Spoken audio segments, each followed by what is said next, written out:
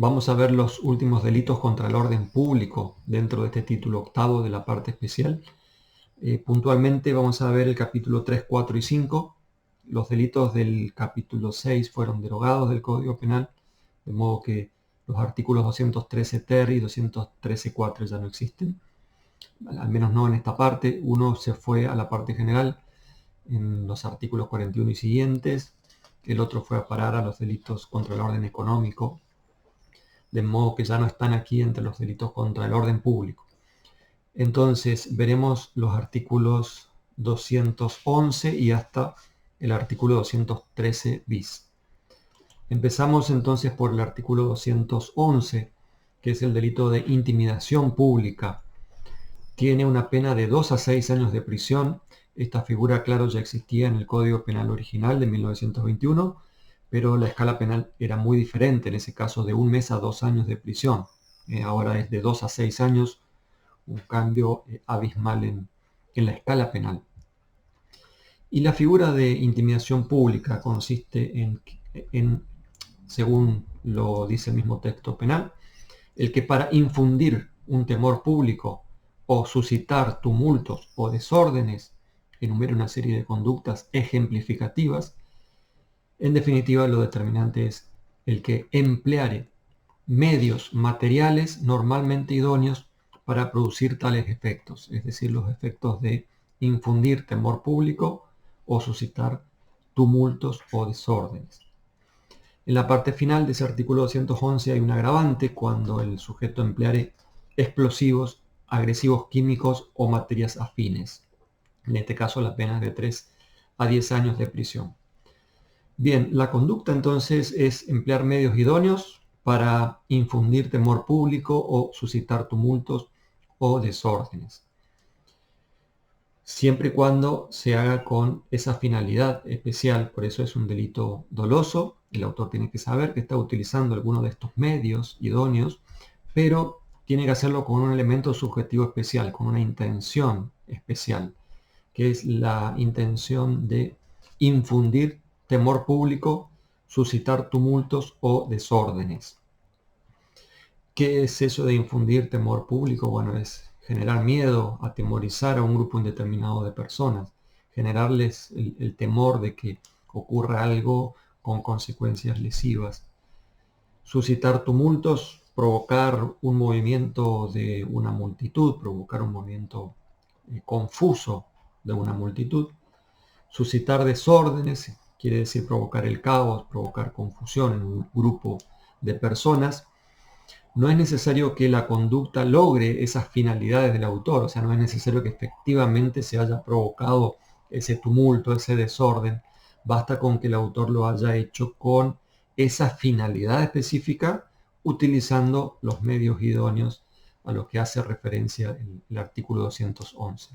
Entonces, es un delito de intención interna trascendente, no hace falta que objetivamente se logren esos objetivos, basta con que el autor los haya tenido, que haya realizado estas conductas con esa finalidad de provocar el desorden, etc. De modo que no es necesario que el público se atemorice efectivamente. Bien, se agrava cuando se empleen entonces explosivos, agresivos químicos o materias afines. Ya hablamos de los explosivos en los delitos contra la seguridad común. Los agresivos químicos serían los que pueden ser utilizados para causar daños a personas, a cosas, como por ejemplo sustancias inflamables, gases tóxicos. En el artículo 212 está previsto el delito de incitación a la violencia colectiva, en este caso con una pena de prisión de 3 a 6 años para quien públicamente incitare a la violencia colectiva contra grupos de personas o instituciones por la sola incitación. Acá vamos a encontrar una figura muy similar a la que ya hemos visto del artículo 209. Entonces la doctrina trata de buscar diferencias entre este artículo y el artículo 209. ¿Cuáles son las propuestas para diferenciarlo? Bueno, hay un sector de la doctrina penal que trata de encontrar la diferencia de acuerdo a que se utilicen métodos directos o métodos indirectos para provocar o incitar, instigar. En realidad no hay acuerdo sobre ese criterio diferenciador. Hay otro sector de la doctrina penal que entiende que la diferencia en realidad no está en la utilización de medios directos o indirectos, sino en el objeto de la incitación. ¿Por qué? Porque en el artículo 209 el objeto de la instigación es el delito de instigación pública a cometer delitos. Sería instigar a cometer un delito determinado. En cambio, en el artículo 212 no se habla de instigar a cometer un delito determinado, sino incitar a realizar actos de violencia colectiva. De alguna manera, esta expresión es más genérica. Realizar actos de violencia colectiva no es lo mismo que cometer delitos determinados. Ahora, sí, el artículo 212 exige que esos actos de violencia colectiva se dirijan contra un grupo de personas o instituciones. Es necesario, sí, acá el uso de la fuerza física. La instigación tiene que ser pública, en esto es igual al artículo 209. Es un delito doloso, y nuevamente el autor acá tiene que saber que está incitando públicamente a cometer esos actos de violencia. Hay un sector de la doctrina penal que dice en este artículo 212 solo se admite el dolo directo. En realidad no hay ninguna expresión o utilización de verbos especiales en este artículo 212, de manera que no hay por qué exigir solamente el dolo directo de parte del autor. Luego en el artículo 213 vamos a encontrar el delito de apología del crimen. Aunque el título, el nombre del capítulo es apología del crimen, se entiende que esto es apología del delito. Hay una vieja clasificación entre delitos y crímenes de acuerdo a la gravedad. Los crímenes serían más graves que los simples delitos, pero nuestro Código Penal en realidad en este artículo 213 hace referencia en el texto al hacer apología de un delito, de modo que el nombre del capítulo cuarto, reitero, es apología del crimen. El delito se llama o se conoce como apología del delito. La pena es de 1 mes a 1 año de prisión para el que hiciere públicamente y por cualquier medio la apología de un delito o de un condenado por delito. Son dos supuestos diferentes, necesariamente hay que distinguirlos. El bien jurídico protegido es acá la tranquilidad pública y el acto consiste en alabar o presentar como digno de premio, de reconocimiento, el hecho delictivo cometido por una persona. Es decir, que el acto delictivo que cometió Juan Pérez, por ejemplo, estuvo muy bien por este y este otro motivo. Bueno, en eso consiste básicamente el delito de apología del delito. Tiene que tratarse de un delito ocurrido, es decir, que haya ocurrido realmente en la historia, aunque sea la semana pasada en la historia. Es necesario ubicarnos en un contexto histórico.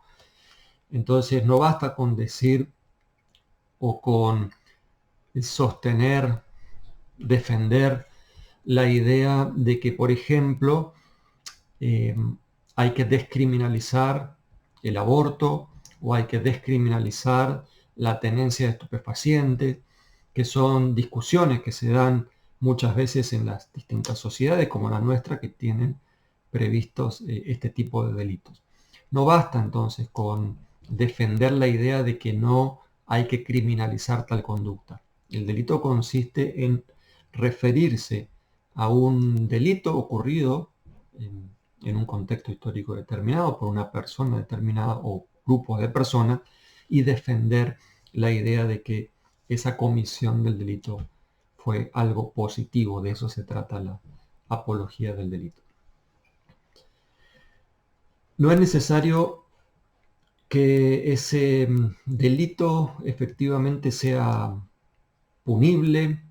Es decir, por ejemplo, si uno está haciendo apología de un ilícito penal, técnicamente se refiere a eso el delito, a la comisión de un ilícito penal, por un menor de 18 años, que no es punible, eso también es apología del delito. Es decir, no necesariamente el ilícito cometido tiene que ser punible. Tampoco es necesario que se haya condenado o que se haya procesado al sujeto por ese delito supuestamente cometido. En cambio, en la segunda modalidad, o sea, la apología de un condenado por el delito, eso es lo que menciona la segunda parte del artículo 213. Ahora sí, en este caso es necesario que exista un pronunciamiento judicial, que exista una sentencia declarando la responsabilidad penal de esa persona a quien se está alabando y precisamente por la comisión de ese delito. Sí se discute en la doctrina penal si es necesario que esa condena sobre el sujeto se encuentre firme, es decir, que no tenga ya más posibilidades recursivas, o también sería delito cuando se refiere a una sentencia, es decir, a la apología de una persona condenada, pero cuando todavía hay posibilidades de apelación de esa sentencia. Bueno, hay dos posiciones en la doctrina sobre este tema puntualmente. Se debe tratar de la alabanza, de la apología de la persona por el delito cometido, no por cualquier otra cualidad o característica de esa persona, sino por el hecho de haber cometido ese delito precisamente. En eso se asemeja la primera parte del artículo 213. No importa la forma de participación de esa persona condenada, o sea, no importa si es autor, coautor, partícipe, instigador, todas las modalidades de participación delictiva están incluidas.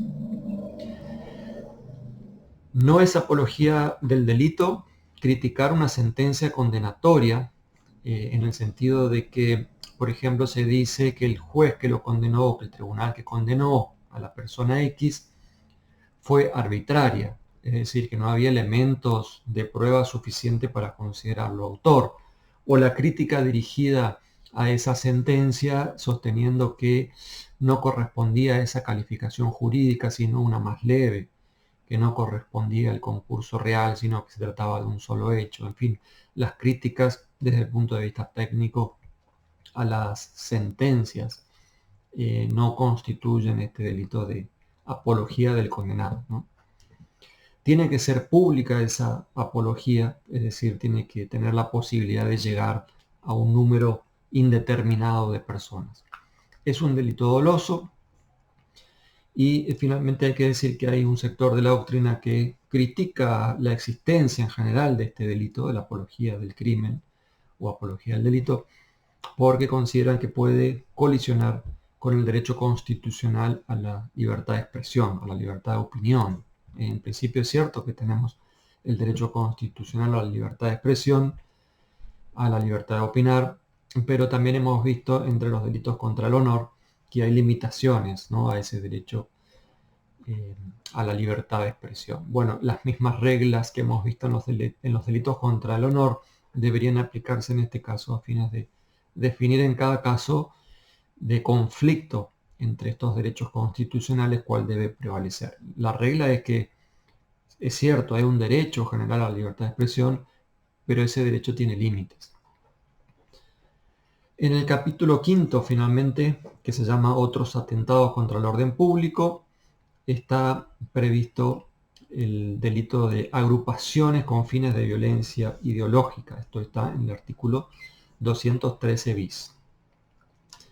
Con una pena de prisión de 3 a 8 años para el que organizare o tomare parte en agrupaciones permanentes o transitorias, que sin estar comprendida en el artículo 210, o sea, la asociación ilícita, tuvieren por objeto principal o accesorio imponer sus ideas o combatir las ajenas por la fuerza o el temor, por el solo hecho de ser miembro de la asociación. Acá la conducta típica, a diferencia del artículo 210, no solamente es tomar parte, sino también organizar. Entonces, organizar o tomar parte de esas agrupaciones.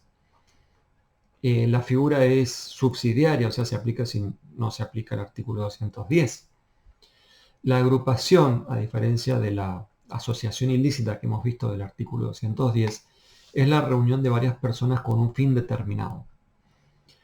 y puede tener vocación de permanencia o puede tener un carácter transitorio. Esa es una referencia, es para una diferencia con el artículo 210, porque en aquel caso hemos visto necesariamente tiene que haber vocación de permanencia, en este caso no necesariamente.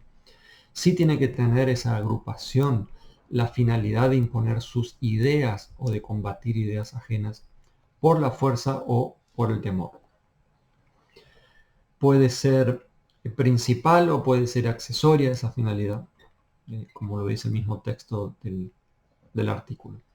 Es un delito doloso y la doctrina interpreta que aunque no lo diga expresamente el artículo, tiene que conformarse también como mínimo por 3 personas. Entonces tienen que ser 3 personas o más, en este sentido, igual que la asociación ilícita.